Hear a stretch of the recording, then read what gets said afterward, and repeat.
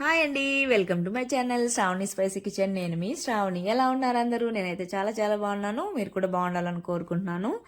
ఇవాళ అయితే నేను ఉసిరికాయతో తొక్కు ఎలా చేసుకోవాలో చూపించేస్తాను. ఇదైతే వేడి వేడి అన్నంలోకి చాలా అంటే చాలా కమ్మగా ఉంటుంది. తప్పకుండా అయితే ట్రై చేయండి. ఉసిరికాయ అంటే ఓన్లీ తినడం మాత్రమే అనుకోకండి. ఈ విధంగా తొక్కు కానీ లేదా పికెల్ కానీ ఉసిరికాయ అన్నం కానీ ఏ విధంగా చేసుకున్నా పచ్చడి కానీ చాలా బాగుంటుంది. సో అస్సలు మిస్ అవ్వద్దు. తెలియని వాళ్ళైతే తప్పకుండా ట్రై చేయండి. ఇదైతే గూస్బెర్రీ అని కూడా అంటారు. హెల్త్ బెనిఫిట్స్ అయితే చాలా ఉన్నాయి. ఇందులో vitamin A and vitamin C ఉంటుంది. అలానే డయాబెటిక్ వాళ్ళకి కానీ ఐ ప్రాబ్లం ఉన్న వాళ్ళకి కానీ హెయిర్ లాస్ని ప్రివెంట్ చేస్తుంది. సో తప్పకుండా అయితే తినడానికి ట్రై చేయండి. లేట్ చేయకుండా అయితే ప్రాసెస్లోకి అయితే వెళ్ళిపోదాం. ముందుగా అయితే ఉసిరికాయలని బాగా నీట్గా వాష్ చేసేసుకొని ఈ విధంగా పొడి క్లాత్లో బాగా డ్రై చేసేసుకోవాలి.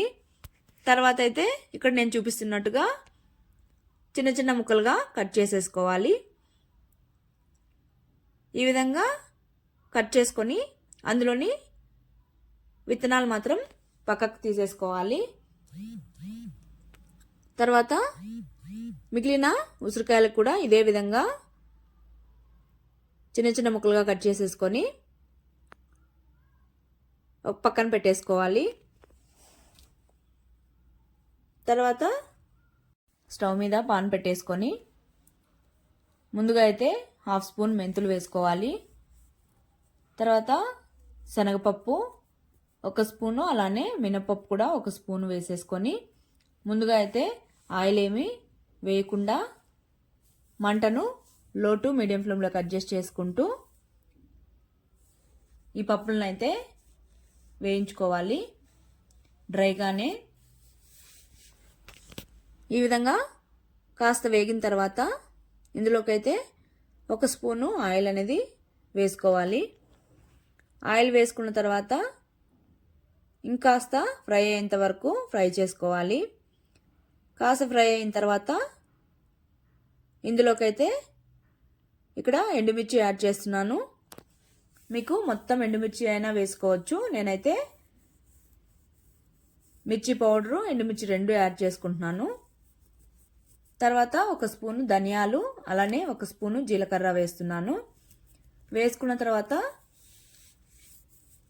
ఫ్రై అయ్యేంత వరకు ఈ విధంగా కలుపుతూ ఫ్రై చేసుకోవాలి. ఈ విధంగా ఫ్రై అయిన తర్వాత తీసి ఒక ప్లేట్లో పక్కన పెట్టేసుకొని చల్లారనివ్వాలి. తర్వాత అదే కడాయిలో ఆయిల్ వేసుకొని మనం కట్ చేసి పెట్టుకున్న ఉసిరికాయ ముక్కలను కూడా వేసుకొని కాస్త ఫ్రై చేసుకోవాలి. మరీ ఎక్కువ ఫ్రై చేయాల్సిన అవసరం లేదు. అందులోనూ త్వరగా అయితే సాఫ్ట్గా అయిపోతాయి ఉసిరికాయలు అనేవి. కాబట్టి ఒక 2 మినిట్స్ కుక్ చేసుకుంటే సరిపోతుంది. చూడండి, ఇక్కడ నేను చూపిస్తున్నాను కదా, సాఫ్ట్గా అయిపోయింది. తర్వాత ఈ ఉసిరికాయ ముక్కలను కూడా ఒక ప్లేట్లోకి తీసుకొని చల్లారనివ్వాలి. ఈ ఉసిరికాయని గూస్బెర్రీ అని కూడా అంటారండి. పిల్లలకు పెట్టడం వల్ల చాలా హెల్త్ బెనిఫిట్స్ ఉన్నాయి. అలానే ఈ విధంగా పెట్టారంటే మాత్రం తప్పకుండా ఎంజాయ్ చేస్తారు. సో తప్పకుండా ఈ విధంగా ట్రై చేయండి. తర్వాత మిక్సర్ జార్లో మనం వేయించుకున్న పప్పులు మొత్తం వేసేసుకొని కొద్దిగా కరివేపాకును కూడా ఫ్రై చేసుకొని వేసుకోవాలి. అలానే 1 స్పూను చిల్లీ పౌడర్ వేసుకొని ఇక్కడ నేను చూపిస్తున్నాను కదా, ఆ విధంగా బరకగా మిక్సీ పట్టేసుకోవాలి. తర్వాత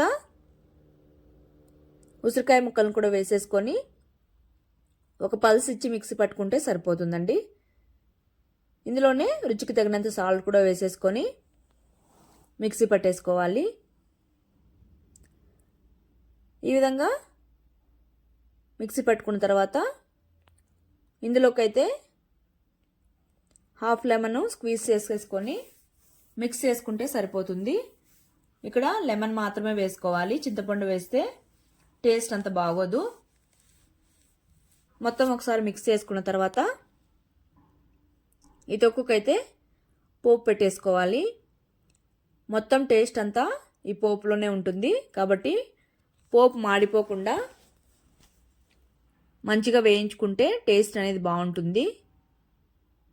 అదే ఆయిల్లోనే మనం ఆల్రెడీ ఉసిరికాయ ముక్కలు వేయించుకున్నాం కదా, అదే ఆయిల్లోనే ఆవాలు, జీలకర్ర, అలానే మినప్పప్పు, అలానే శనగపప్పు వేసేసుకొని దోరగా వేయించుకోవాలి.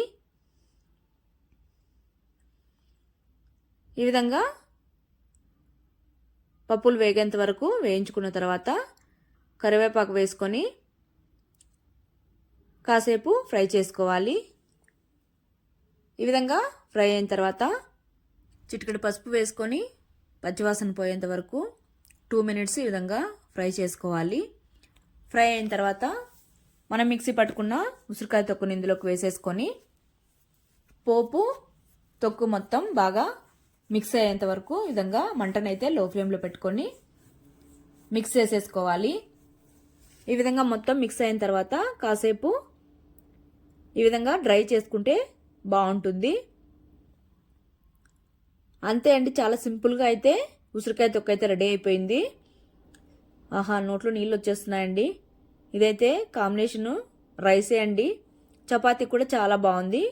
మేమైతే రెండిటితో అయితే తిన్నాము. నేనైతే ఇక్కడ రైస్ చూపిస్తున్నాను.